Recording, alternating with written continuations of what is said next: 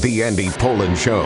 We got to go after this with everything we got, figuring they're going to come with everything they got. I'll start off by saying I'm bored, I'm broke, and I'm back. The Andy Pollin Show on ESPN 630 starts right now. All right, Doug Kammerer and all you overzealous weather people out there. It's getting close to Christmas. I see sunshine outside the window. I know it's only supposed to be in the mid-40s today.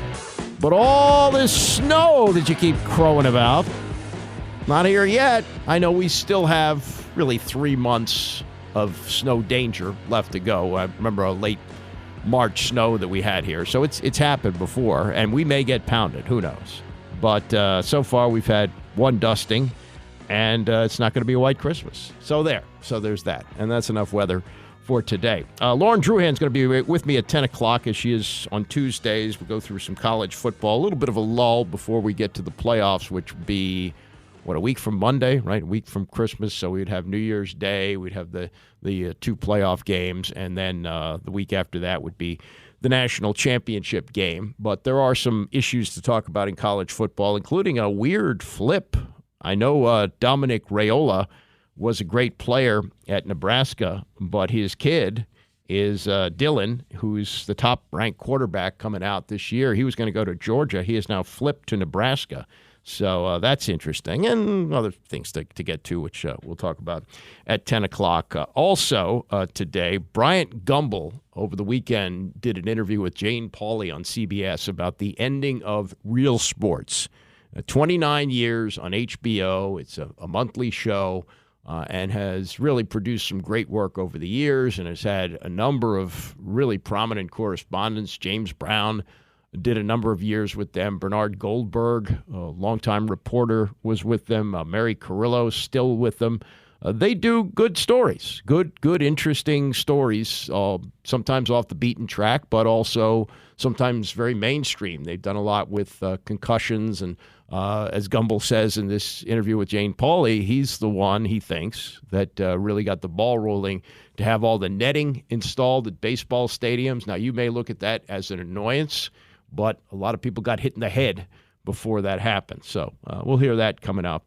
But I also want to play this hour part of an interview that Jerry Jones did with Joe Buck. I love YouTube. If you scan YouTube, you just come up with stuff. So these were interviews that Buck did 3, 4, 5 years ago, and they've just kind of floated to the surface here. So it was an hour. I went through it and pulled out a couple of really interesting sections. Whatever you think of Jerry Jones, he has done more to make the NFL a financial juggernaut than anybody else. You may not like him. People in Dallas don't like him because he hasn't produced a champion in 25 years, more than that. 1995 season was the last time that they won a Super Bowl when they beat the Pittsburgh Steelers. But, relative to here, where you had a little punk named Snyder who was trying to emulate Jerry Jones, did walk away with a pile of cash, but had a disastrous situation, which is finally coming to an end as Ron Rivera still has 3 games to go. They cut the cheese yesterday. Cameron Cheeseman was cut, and it's just another example of why you can't have the coach pick the players. Remember, they traded 2 draft picks, not 1, but 2 draft picks to move back into the 6th round in 2021 to take a freaking snapper. A snapper. And Cheeseman was okay for 2 years, and now he's got the yips, and he almost got the punter killed on Sunday, and so they cut him. And he would have been cut long ago if he would have just been a free agent, just a street free agent. You can always find those guys. But instead, because Rivera thought he was so smart that he spent not 1 but 2 draft picks on a snapper, he couldn't just cut him loose. He had to wait till something terrible happened. Something terrible happened on Sunday. Didn't necessarily cost him the game, but it almost cost him his punter, who may be the best player on the team. So that's just a disaster. All right, last night, and you talk about things that float to the surface. Drew Lock, a forgotten quarterback. He was taken in the 2nd round by Denver in 2019 and was for Denver. John Elway tried and tried again to get a great quarterback. He had Peyton Manning as a free agent for 4 years, got to 2 Super Bowls, won 1, but otherwise his quest for a quarterback usually ended in disaster, and this was not a complete disaster, but it was He made 21 starts for Denver. He went 8-13, 25 touchdown passes, 20 interceptions. And before the 2022 season, he was included in a package of a number of players, big trade that was made, and he was sent to Seattle. Didn't play at all in Seattle in 2022, became a free agent, and I guess drew such little interest that he just went back to Seattle and signed a contract. And he's been there this year playing a little bit. He's now made 2 starts. He's 1-1. And last night, the forgotten Drew Lock pulled off one of those things that you sometimes see backup quarterbacks do in a situation like that. Playing the Philadelphia Eagles, who are in free fall now. They've lost 4 straight games. Maybe the Super Bowl hangover had a delayed effect. I don't know. But they don't look like the same team anymore. And with just under 2 minutes to go, Drew Lock has the ball, and he takes the Seahawks down the field on 10 plays, completes 5 of 10 passes, including 3 of them to DK Metcalf for 58 yards, and then throws what turns out to be the winning touchdown pass, a 29-yarder to Jackson Smith-Njigba, who made a fingertip catch at the end of the end zone for the winning score. And Carissa Thompson can downplay the sideline reporter all she wants. She can, and I guess she skated on this where she revealed that she lied about having these interviews with coaches coming out of the dressing room, said she would just make it up, and really did a terrible disservice to people like Lisa Salters, who does great work for ESPN doing sidelines for Monday Night Football, and she does college basketball and NBA basketball. She's really good at her job. She's good at what she does, and last night we saw it on display as she had the sideline interview with Drew Lock after he pulls off the victory over the Eagles last night, and he's emotional, and she's doing the one thing that good interviewers do, listening. She listens, and she picks up that he's got more to say about his struggles to get to this point. As a second-round pick, booted out of Denver, sitting on the bench the entire year last year in Seattle, and then getting his opportunity against the defending NFC champions with Seattle's season on the brink, and he pulls out the victory, and good for her for mining what was I think it's the sideline interview of the year, maybe one of the best we've seen ever. This is Lisa Salters with Drew Lock after the game. Drew, you've told us that it's been amazing to be out here playing again. So what did it feel like to orchestrate this game-winning drive tonight? Oh, amazing won't do it justice. Amazing won't do it justice, but amazing also doesn't do justice. What the O-line, what DK did on that catch, what the receivers did, what Ken Walker, Zach Charbonnet did all game long, the tight ends, man. It takes a special group to rally around a guy that, is coming into his second game of the year, right? Used to the same thing all year long, same cadence, same spin of the ball, everything. For a team like that, not just the offense, the defense to rally around me tonight, man, that was amazing. I hear some emotion in your voice. Yeah. It's been a long time. I'm just blessed. Blessed with a great group of guys, a great city, great coaching staff. It's awesome. It's a wow. Drew, when did you even know you were going to be playing tonight? Oh, there's a long story going into that one. But I kept the mentality that I was going to play, regardless of what was going on, how people were looking and whatnot. I was just like, you know what, you're going to go out there and play, so just be ready to play. Found out when we got here that I was going to get the nod, and roll the dice, baby. Let's go. Take us back to the touchdown pass to Jackson. Just what was the play call? Take me through it. Yeah. I mean, I'll remember that play call for the rest of my life, but we're breaking the huddle. I knew Jax had the one-on-one. Good reminder from Shane in the headset. I said, hey, Jax, if you're one-on-one, I'm throwing you this pill. Sure enough, gave us a one-on-one look. Corner was soft. Jax hit him with some speed. Back pylon, back box throw, came down with it. Again, Drew, we can see the emotion on your face. We can hear it in your voice. Can you just describe what you're feeling in your heart right now? Yeah, it's so hard. It's so hard to describe the feeling of, not playing for so long, or at least what feels like a really long time to me. And then you sit there, you watch games, you wonder, can I do this still? I haven't been out there on the field. That's the human nature of it. You get back out there last week, and I'm like, you know what? I'm the man still. I can go do this. And then you got another test this week where I didn't know if I was going to play or not. Sure enough, ended up playing. We're playing the Eagles tonight. And the boys around me rallied tonight. And it just, gosh, it feels so good. It feels so good. I'm so proud of everybody tonight. Good job. Good job on both parts. Good job expressing by Drew Lock and great interviewing by Lisa Salters. And it's the ego of anybody in that position. You have to have a lot of confidence in yourself to get there in the first place, to get to the NFL as a second-round pick out of Missouri, becoming the starting quarterback for the Denver Broncos. There's your opportunity. You got to seize it, and he didn't quite do it. Wasn't good enough. 8-13 as a starter. They ship him off to Seattle, and he's wondering at the age of 27, is he done? And now he gets an opportunity with Geno Smith not ready to go. And he didn't know until pregame warmups. Like it was a game-time decision, basically, on Geno Smith, whether or not he was going to play. They decided to keep him on the bench, and Locke keeps the season alive and maybe his career alive. If he doesn't get that opportunity this year, who knows if he's in the league next year? And that's the life of the quarterback. It's especially the life of a backup quarterback. And they're always looking for somebody who can play the position. And you always need to have a good backup if you're going to be a contender. The Jets probably blew this season completely because they had no real great backup plan for Aaron Rodgers. I mean, they couldn't have imagined he would go out 4 plays into the season. But had they had a decent quarterback, maybe Drew Lock, maybe somebody of that ability, with that defense, they might be in contention.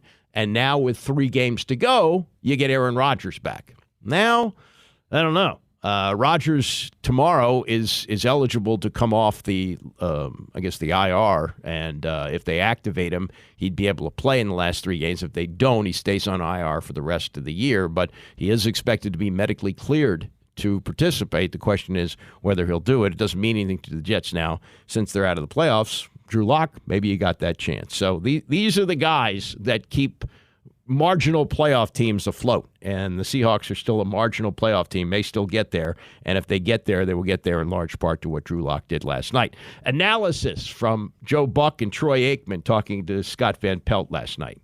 92 yards with the backup quarterback to the rookie. Joe, you got the best seat in the house. You tell me. I mean, these are the moments you remember, aren't they?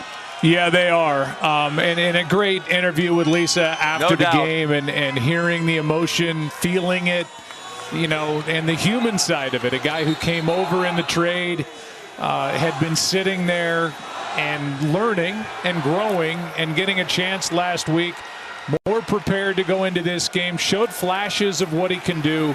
Former second-round pick by Denver, made 2 great throws on that last possession, one to DK and then the game winner to the rookie. It was fun to watch, and I know this is your first time in this stadium, Scott. Yep. This place is pretty special, and as you said, the 12s get to celebrate here tonight.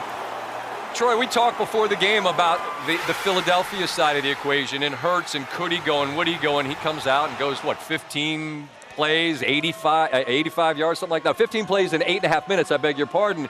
But this is Locke, the backup, and the emotion was so palpable, and you imagine what a moment like that must mean to him. But what does it mean to this team, given where they are on the back end of the NFC playoffs? They hadn't been playing well. To win this game this way, how does it propel them? Well, it gives them some momentum, of course, as they go down the stretch. But I think anyone who was surprised by this probably hasn't followed Pete Carroll while he's been here in Seattle, because it just feels like whenever he's had his back against the wall, or his teams have, they find a way to win. We saw it for years with Russell Wilson. But to piggyback off of what Joe said, when Drew Lock came over, I think the expectations within the organization a year ago was that he was going to be the guy. And he was in this competition with Geno Smith. He loses that. Geno has a great year. And then when we talked to him coming into this game, you could just tell that there was a lot of growth that had happened since last year, and he was appreciating the moment, and you felt that in Lisa's interview, the emotion that he felt, and that last drive, I said it before it started that it was going to be the drive of his career, the most important drive of his career, and he delivered. And he's going to be celebrating somewhere tonight, and he should be. Well, I mean, it was a perfect call from you. I mean, it's 92 yards to stand between you and a touchdown that can pull this out of the hat, and they were able to get it with a couple of tremendous throws and catches. Philadelphia, guys, leaves here with another loss. It's 3 in a row. Not quite like the others, But it's now 3 in a row. They're trending in the wrong direction. Is just as a final quick thought, where do you guys both sort of land on what the Eagles are right now? Well, I would say this, that I do know that momentum can change in a hurry, and you can go from a team that's struggling and win a game, and then it propels you to really great things, and it doesn't take much. But this is a team that's reeling. We saw the coaching changes that were made this week on the defensive staff, Matt Patricia taking over.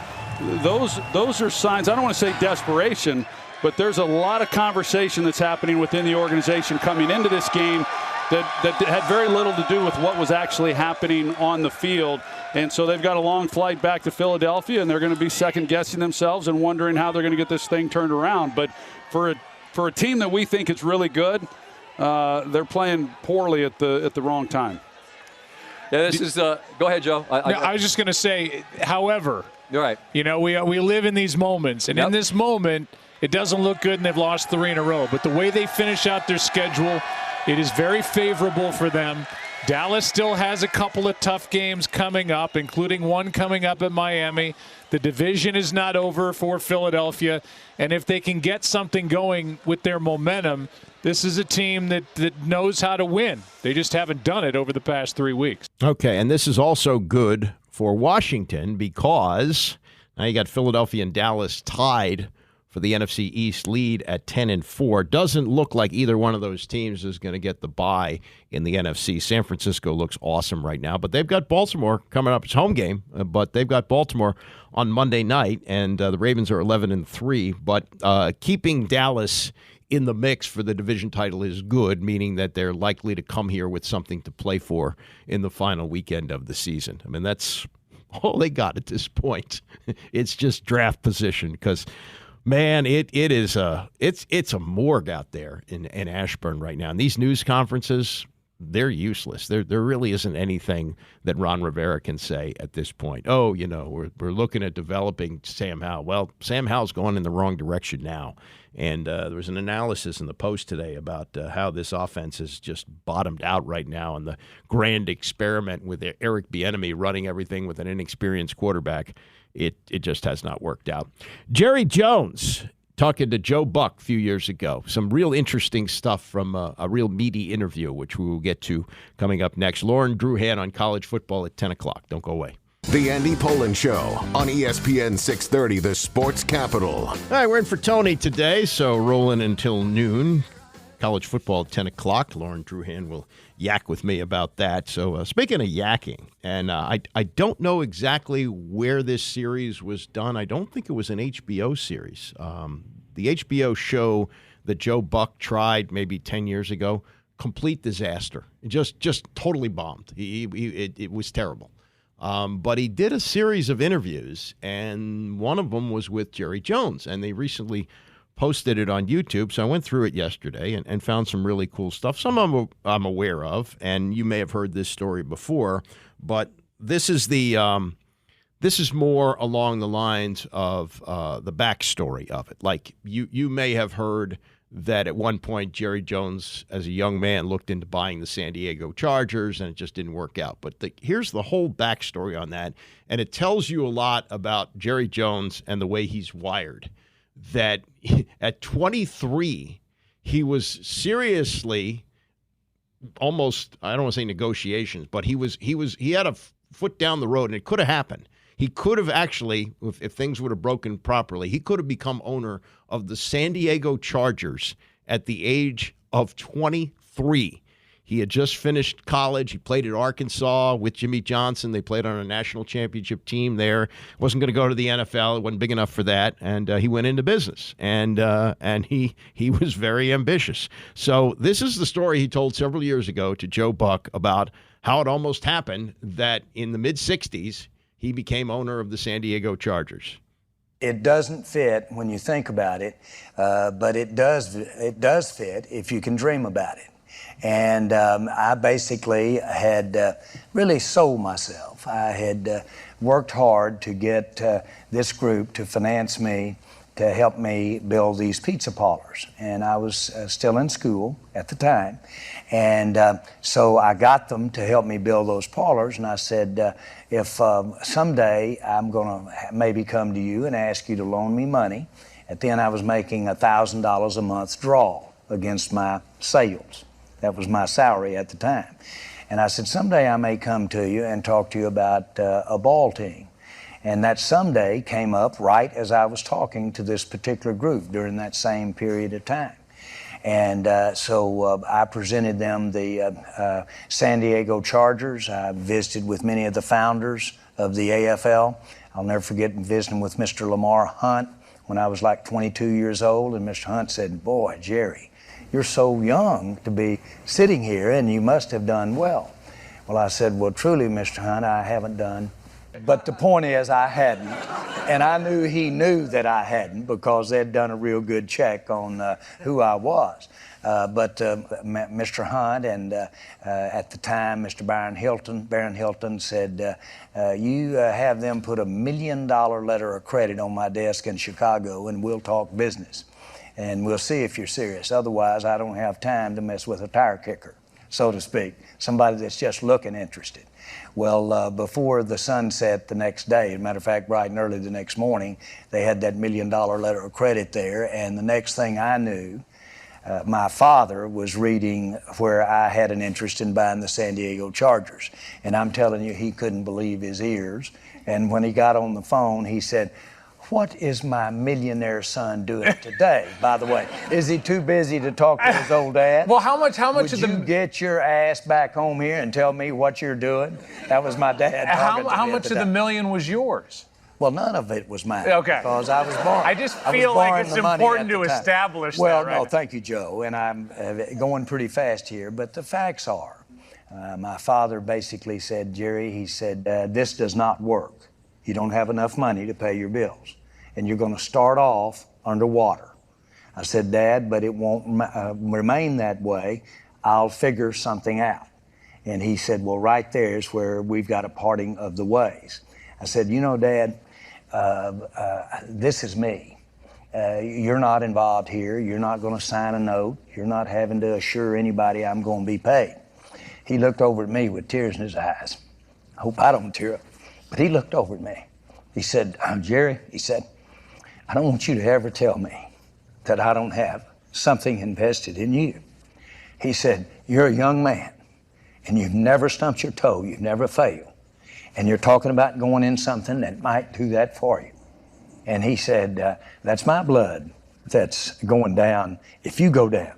And he said, if you can't pay somebody, there's a good chance they may come calling on old Dad to pay. So don't tell me I don't have something invested here. Well, I did listen to it and turned that down at that time. And what a blessing. And as it turns out, I'm sitting here with the Dallas Cowboys rather than the San Diego Chargers. But still at the time. But here's the next chapter, and it's jumping ahead a little bit, but my gosh, when you bought the Dallas Cowboys in 1989 for $151 million, which was the most that anybody had ever paid for a franchise, there you were really again. You were faced with those same odds. It's just that the stakes were even higher. I mean, you became the risk taker that maybe your dad wasn't. You're a bigger risk taker than he was, and it's paid off to a $3 billion situation with the Dallas Cowboys. Well, the thing that had happened along the way was approximately 25 years had gone by during that time. And I had had very good fortune, and I was principally in oil and gas, and again, taking risks, and had been able to accumulate enough money to lose that kind of money. In other words, I had it to lose. And which not only is a big difference, it was a big difference on the dynamic of ultimately getting it done.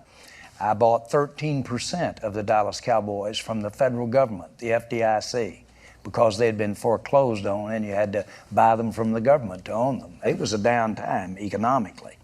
But it was the only time to have that opportunity in my mind. Obviously, I had dreamed from the time that I was a junior in college or from the time that I was out there selling those football tickets I had dreamed when I was still in there talking to that guy about buying that pair of shoes as a fraternity brother. I had dreamed about someday getting to be a part of sports and someday getting to be a part, if you will, of the NFL. So I had dreamed that. Your daughter, Charlotte, told me, though, at the time, she can remember you at the family dinner table with your hand shaking so bad with the stress you were under that she could hear the ice cubes in your glass clinking, because that's how scared you were of having to go back home and say, I swung for the fences and I missed. Well, you couldn't do it. You just couldn't go back home. And you've heard of the great story of the commander that burned the ships. And when the troops tried to go back, there was no ships to go back to. Literally, there was some of that in buying the Dallas Cowboys. On the other hand, I was living a dream. I got to live a dream. You got a chance to, boy, Joe, I didn't realize I was going to get emotional here, but you got a chance to get up every day and get to live that dream. And not only do it, but live it in a way that hadn't been done before. Gosh, we were excited about the Cowboys. We were excited about the NFL. We were excited that there was such a thing as a sponsorship. I really thought that when I bought the team and it was losing $1 million a month, I really had thought that I would go buy another business and figure out how to meld that business with the team. It might be like Budweiser and the St. Louis Cardinals. But what I did find out is that you could basically go in and show an entity or show a service or show a product. And you could basically invite them to be a part of the team, to be the product that the team got up and talked about if and when you were interested in the Dallas Cowboys. And that was a sponsorship. And that hadn't been done before, but I found out you could do that without going to buy Budweiser. So there we started down the road of sponsorships, and of course was a very meaningful part of the success that we've had. Yeah, he showed everybody the way to do that, and they got mad at him for a while. He was making his own deals. They had to deal with Coke. He made a deal with Pepsi, things like that, and he turned out to be right. And he goes on to talk about the television deal. Now, remember, in 1993, CBS had been the NFC partner for 30 years. TV for the NFL went all network in 1962. 1962 was the first year. There were 14 teams in the NFL, and every Sunday you would have 7 games, and all televised by the CBS network and televised regionally. And so each year would come up for renewal. They'd re-sign with CBS. They were all in bed, nice partners. And then in 1993, the deal was going to be up, and it was assumed that CBS was going to re-sign. And they even said, oh, yeah, we're not making the kind of money we used to make, so we're going to have to offer you a cut in what we pay you. And the NFL was willing to go along with it until Jerry Jones said, no, let's wait and see what Fox has to offer. And Fox just blew the deal out of the water, and people said, oh, Fox, how can they possibly do that? Well, they launched their network. That they became the network of The Simpsons and all the other shows that they do off of the NFL, that they were visionaries. They saw it, especially the NFC. The AFC at that time stayed with NBC. It eventually went to CBS, but NBC had it, and CBS was left out in the cold, and Fox thrived off the NFL because of the visionary work by Jerry Jones, who was always willing to take chances. That's a big part of this, and that's the next part of this. And he did apologize in this interview for what happened between he and Jimmy Johnson. And it was just recently, as a matter of fact, that Jerry finally agreed to put Jimmy in the Ring of Honor. That'll be, I guess, a week from Sunday, the second to last game of the year when the Cowboys play their last home game. Jimmy will go in the Ring of Honor. But this is Jones talking about the early days between he and Jimmy. And I think, Jimmy didn't have to take the risk to do this. He left Miami to go to the NFL. Jerry is who put his neck on the line here and his wallet. And it worked out for him, but it could have been a disaster. And so that's why he's among the reasons. I mean, I don't know if it's justified or not, but that's one of the reasons he feels like he doesn't get enough credit, because he took the big chance here, and Jimmy got all the credit. And this is looking back on the first few years together and how it worked out and how close it was to blowing up in Jerry's face. I did want him to be the coach of the Dallas Cowboys. But I wanted him to be because I was fixing to empty my bucket.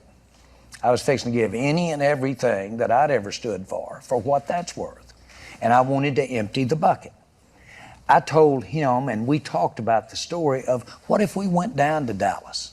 And what if we went down there and things turned around and we were a part of a team that was turning around at the same time the economy, because Dallas was on its ass. I'm telling you, it was down and out. And so what if all of a sudden the economy started coming back? People started getting jobs. People perked up. And all of a sudden good things started to happen. We could be identified with that kind of success. And we both believed that story, and that was all there was to it. There was no other agenda. There was nothing else to be involved. There was no him or me. It was about how were we going to get the job done. To make another point, we won only one football game our first year. Out of 16, we won one football game. That's how well we played. That's how well we were coached. That's how many games we won. And we had my great friend and great player, Troy Aikman, as our quarterback. We won one football game. I had this writer come up to me about 6 games through the season. And he said, these have got to be the worst days of your life. You have got to be under such stress. This is a rough time.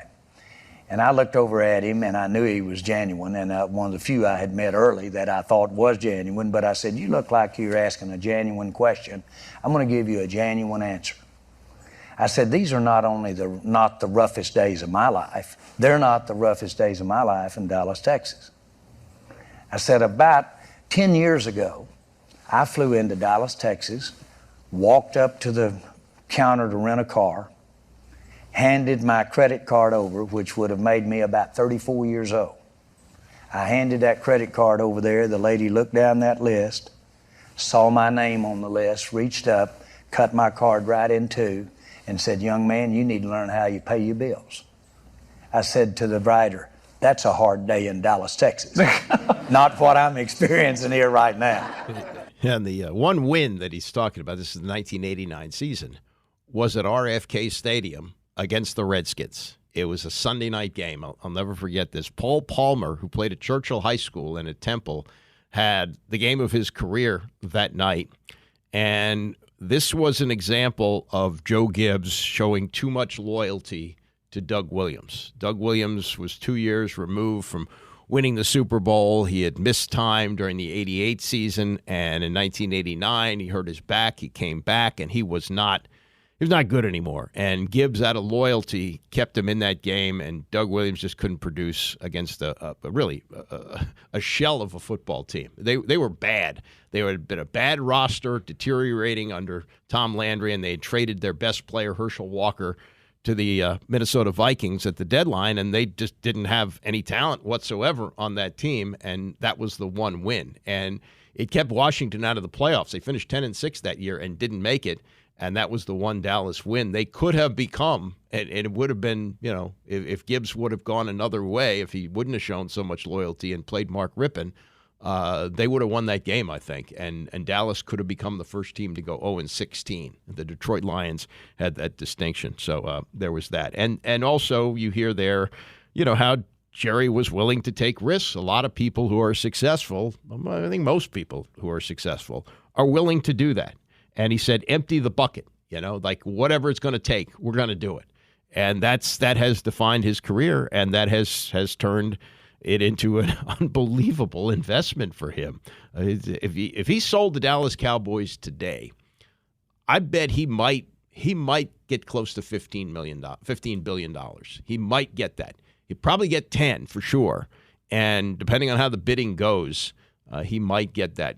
Commander's going for $6 billion. The market certainly helped that. This is a good sized market, but the reality of what the Dallas Cowboys are as a brand is worth so much more. And a lot of the credit has to go to Jerry. What Jerry has done, not just for himself and his team, but for the entire league. And yeah, he's a lightning rod. He's controversial, but God bless him, in his 80s, still going strong, still doing what he's doing, and making the Dallas Cowboys what they are. Tom Brady is due to make $35 million over a 10-year deal. It's like $3.5 million a year, $3.75 million a year if he goes into the booth next year for Fox. If he does, is he going to say the kind of things that he's saying right now? We'll get to that and more as we continue. It's the Andy Pollin Show, ESPN 630.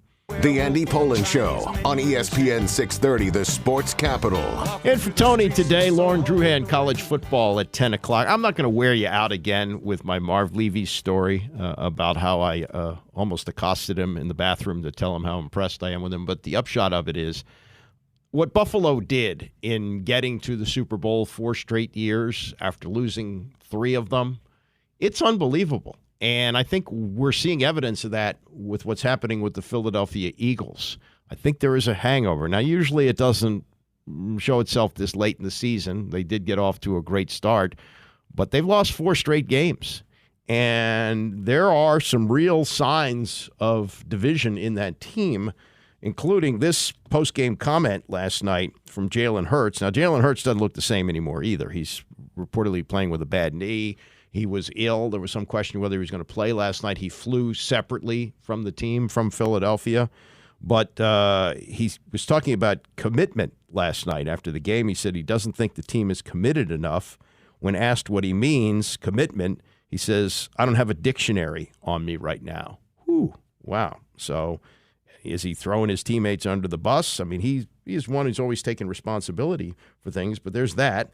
And then he had another odd move with Matt Patricia, who's sort of become the cooler of the NFL. He did a terrible job as head coach of the Detroit Lions before they dumped him for Campbell. And now he's in Philadelphia after a year as the offensive coordinator in New England. That didn't work out, obviously. Now he is a defensive coach in Philadelphia. And before last night's game, they gave him the play calling duties, bypassing defensive coordinator Sean Desai. And obviously, while he only held Seattle to 20 points, he couldn't keep them out of the end zone when they had to go 90 yards with less than 2 minutes to go to get the game-winning touchdown pass. And those are things that, you look at and you go, they're struggling right now. You would have made them maybe at midseason almost prohibitive favorites. Well, I wouldn't say that. But San Francisco was, though, going through a 3-game losing streak at one point. So when they were losing and Philadelphia was still winning, you would have said, oh, yeah, Philadelphia, they'll probably get back to the Super Bowl. Looks like a repeat. Doesn't look like it now, does it, with Kansas City struggling as well. So those are things that happen to teams when they are trying to pull themselves off the carpet after incredible disappointment. I don't think there's any greater disappointing end to a season than losing a Super Bowl because you were just there. You were right there. Especially Philadelphia was ahead last year. They had a chance to win that game and couldn't get it done. So I think that we're seeing some signs of that. Meantime, there's a player now for the Steelers who's out for the year, suspended for the rest of the season. You don't often see this, but DeMonte Casey. Is it Casey or Kazi? Do you know? I think it's Casey. He laid out the Colts receiver last Sunday, and the league looked at it and decided to kick him out for the rest of the year. It's a hit on Michael Pittman. And so Tom Brady posted the SportsCenter video of the hit and said, nobody likes seeing players get hurt, but hard hits happen. He said quarterbacks should not be throwing the ball in areas where they are exposing their own teammates to these type of hits.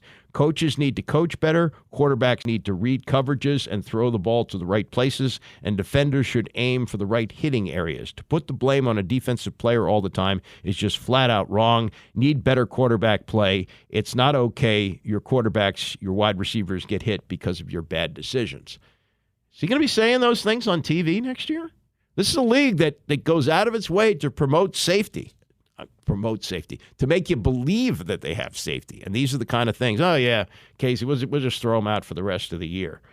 Brady said last month, you remember this, when he talked about the mediocrity in the NFL and, how players, used to be able to hit. Well, a lot of the rules changed because of you, Tom, because of the knee injury that you suffered in 2008 that put you out for the rest of the season.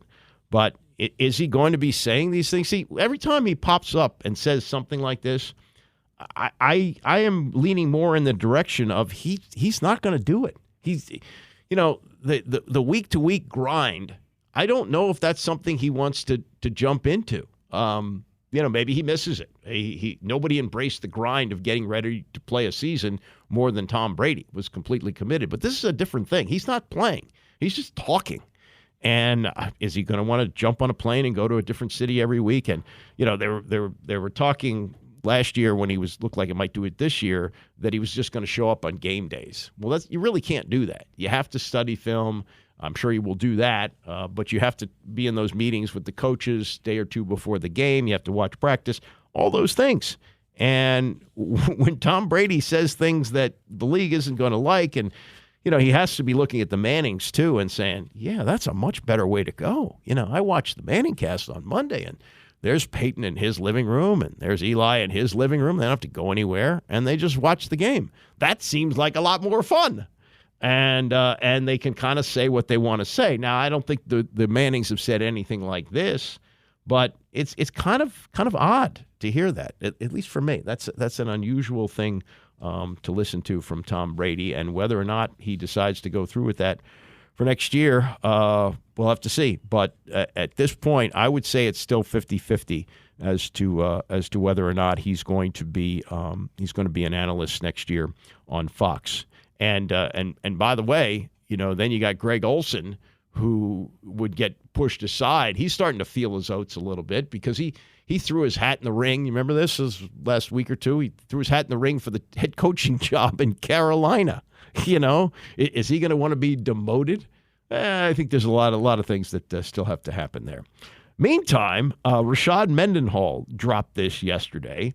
He said that he had put a Twitter post. It's called X now. I still call it Twitter. Put up a Twitter post, and he said he's had enough with NFL analysts, especially average white guys. He says, I'm sick of average white guys commenting on football. Y'all not even good at football.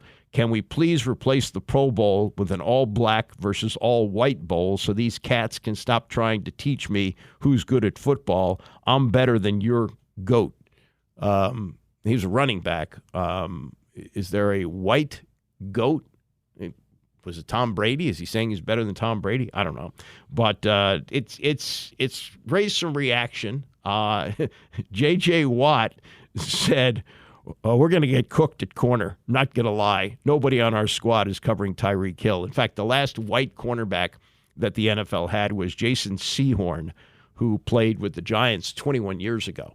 He was married to Angie Harmon for a little while.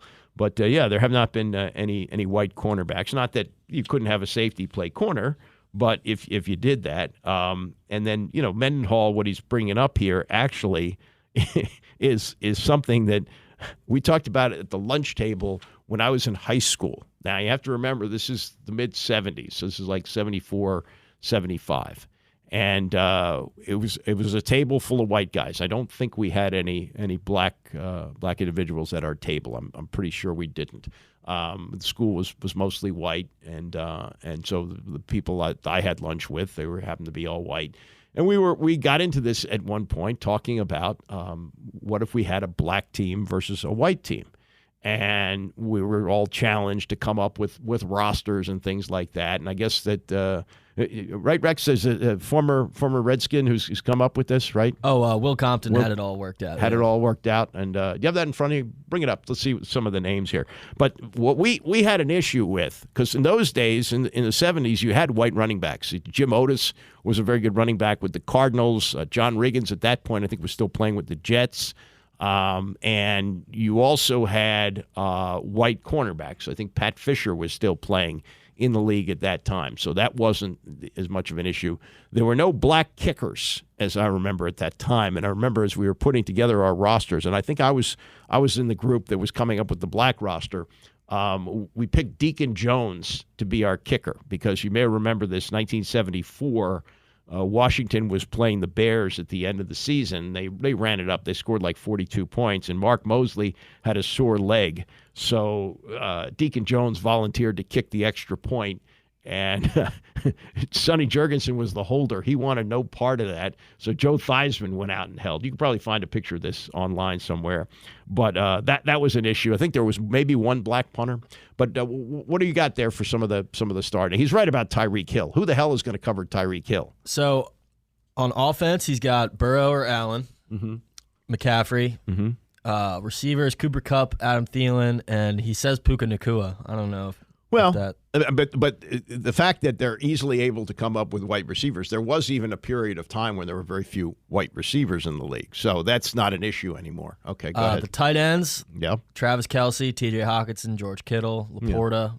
Yeah, you got plenty. And you've got very good black tight ends, too. So that's probably a push. Defense, T.J. Watt, Nick Bosa, Joey Bosa, Max Crosby.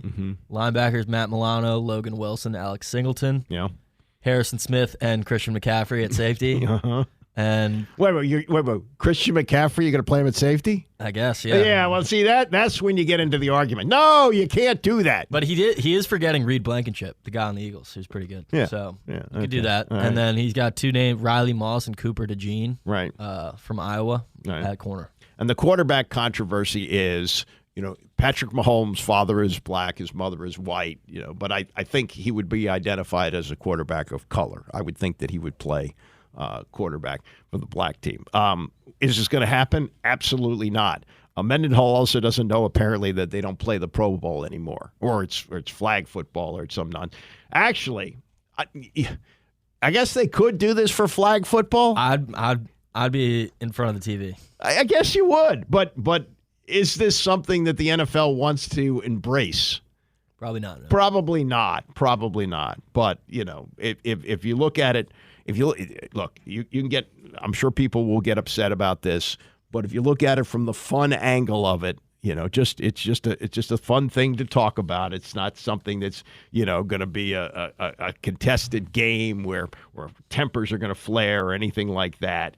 But if it's something that you just look at for fun and put together rosters, yeah, you could do that. And sadly, in my lifetime, there were teams, including the team that I've rooted for most of my life, that had an all-white roster because of reasons which were, as you look back on them, and really at that time, ridiculous and tragic. That the owner of the team was a racist, and this was prior to 1962 when the NFL made all their games on network TV, on CBS, the deal that was made by Pete Rozelle. And so you had regional broadcasts. And George Preston Marshall had a regional network that stretched through the South. And he believed, well, at least this is what he used to say was the reason he had an all-white roster, probably because he was a through and through racist. But he said, no, I need for my television ratings in the South, an all-white roster. And the team was terrible. They were 1-12-1, and finally Bobby Mitchell and several others broke the color line, and things progressed more like they should have in the 21st or 20th century. But, in terms of when you look at this from this standpoint of tongue-in-cheek, fun, that kind of thing, yeah, and nowadays, it's common to have a black kicker or black punter. Those days when we were doing this, we didn't. White cornerbacks. This was kind of funny too, because when Bobby Beathard ran the Redskins, he was determined to get a white cornerback. And one year they took a guy in the second round, and Beathard used to do this. If he saw a guy he liked, he'd trade next year's number one to get into the second round to get him. And he took Torrey Nixon, came out of some school in California. And Torrey Nixon was a white cornerback, and he was terrible. They wound up trading him before the season started. That's a second-round pick who didn't even break camp with them and was traded to the Raiders. I think he played 2 or 3 years in the league.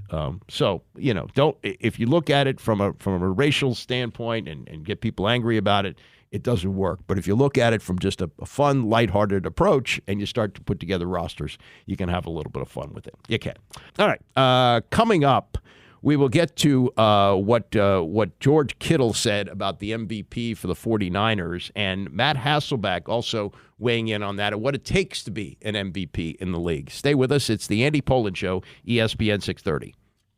The Andy Pollin Show on ESPN 630, the sports capital. In for Tony today on till noon. Another ride for Taylor Heineke. He's back in the starting lineup for the Atlanta Falcons, according to sources. Desmond Ridder made the mistake of losing to the worst team in the league, lost to Carolina in the rain on Sunday. So Taylor Heineke back again. He's 12-14-1 as a starter. He's completed 63.2% of his passes, 37 touchdowns, 25 interceptions. A real folk hero here. Whatever happens in the upcoming season, be interesting. He's going to be under contract again to the Falcons. I don't know whether they'll bring him back. I don't know whether they'll end the Desmond Ridder experiment, but he will hang on somewhere because he's a plucky lad. He's a real folk hero, that Taylor Heineke. So switching from that, we switch to the MVP conversation.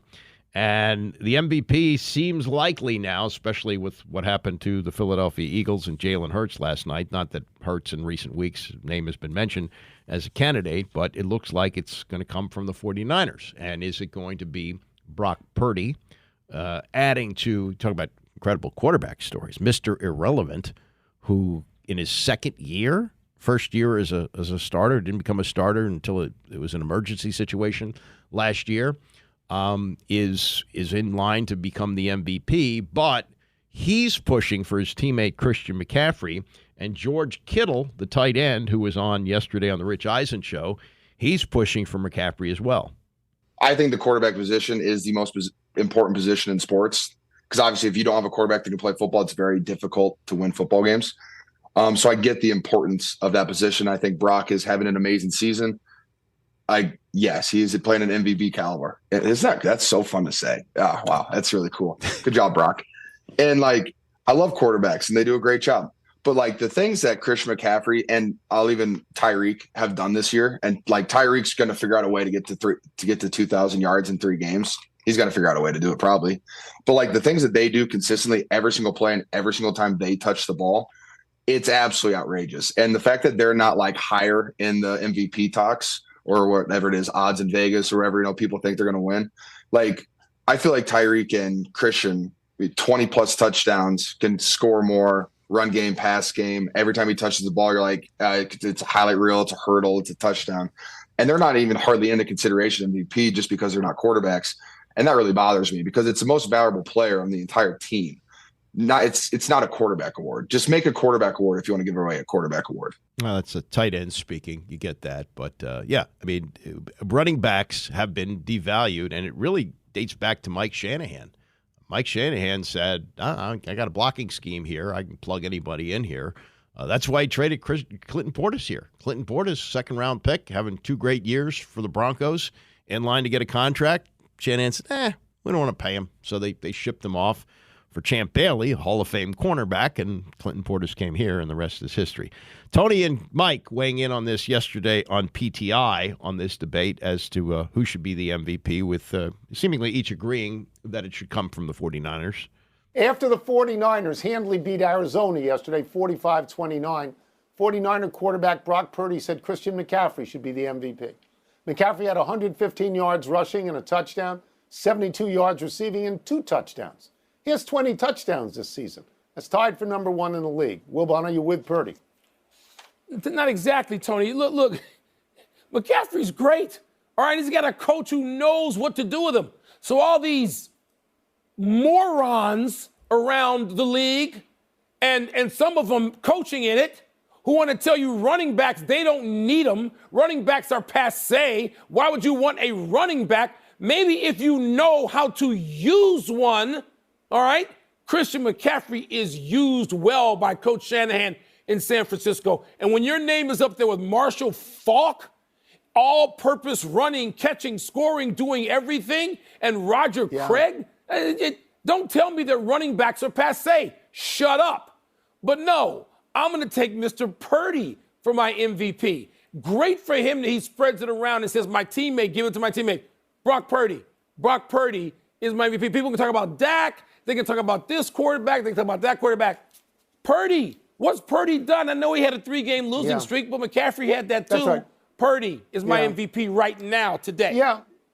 I don't vote, but if I did vote, I think I would vote for Purdy as well. All of last year and most of this year, I was on Jalen Hurts. He's sort of fizzling lately.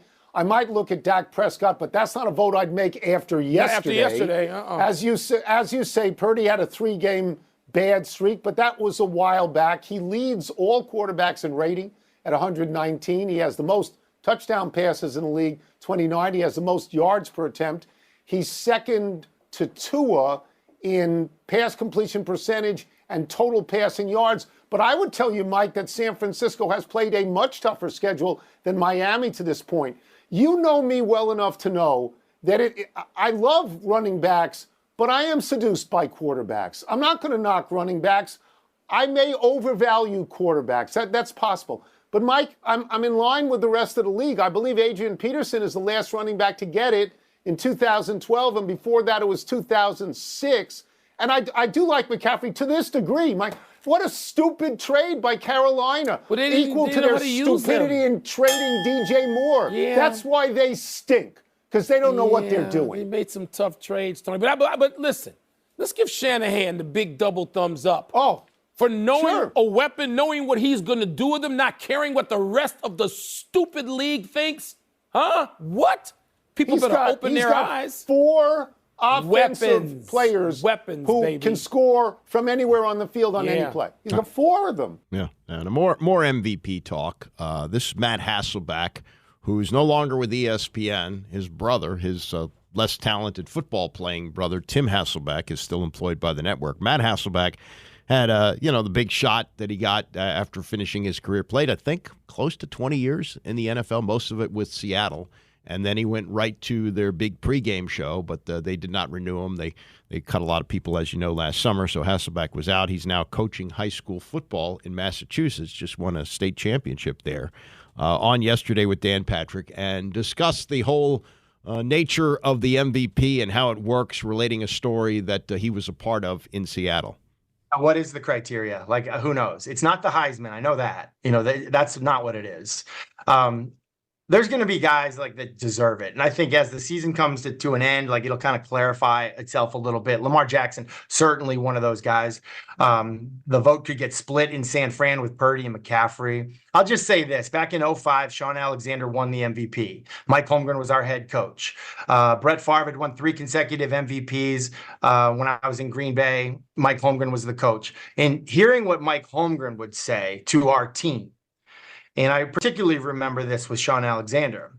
He was like, we are going to go for this award. We are going to get Sean this award. We're going to get him the NFL touchdown record. Sean, you're going to do it, but you're not going to do it alone. You're going to do it with our fullback, Max Strong, with our offensive line, Walter Jones and Steve Hutchinson. This is a team award. Okay, the MVP is a team award. This is a feather in the cap. We had 2 wide receivers that year from Penn State, Joe Jaravicious and Bobby Ingram, who knew how to block in the running game. And he challenged the wide receivers. You, right here, you might be the difference in Sean Alexander getting this award.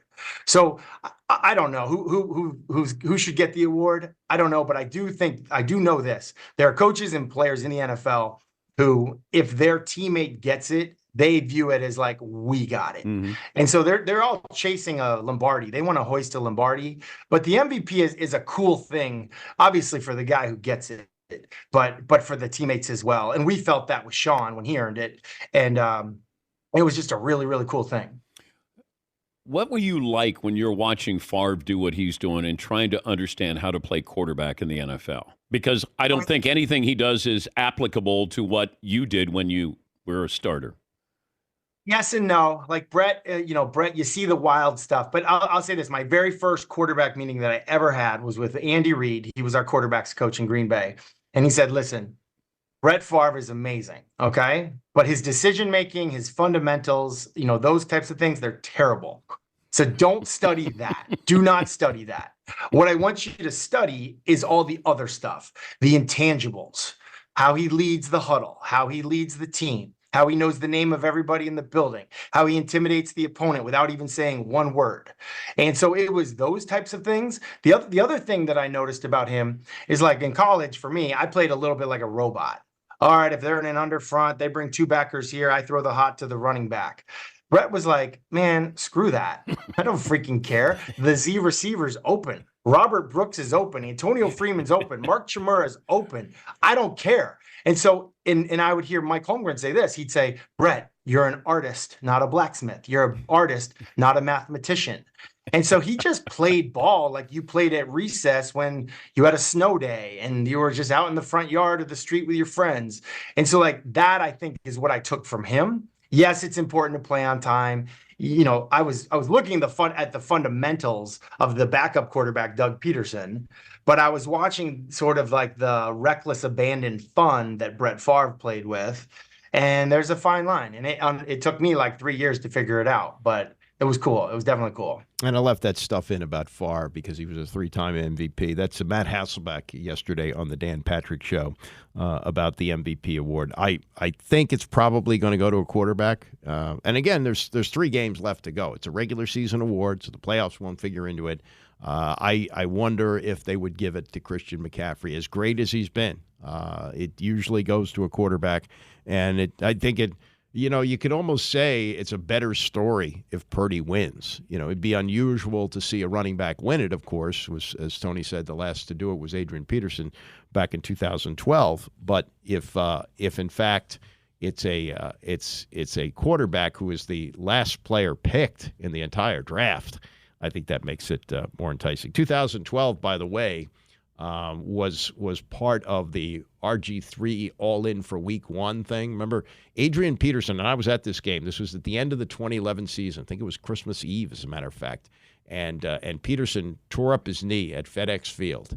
Bad knee injury. Torn ACL, was beyond that. And he made it back for the start of the 2012 season and had 2,000 yards rushing that year. RG3 was Rookie of the Year. He was tremendous that year. But then when Griffin hurt his knee at the end of the year, he goes, I'm just going to be like Adrian Peterson. I'm going to come back, and I'm going to be better than ever. Well, didn't quite work out that way, did it? Did not work out.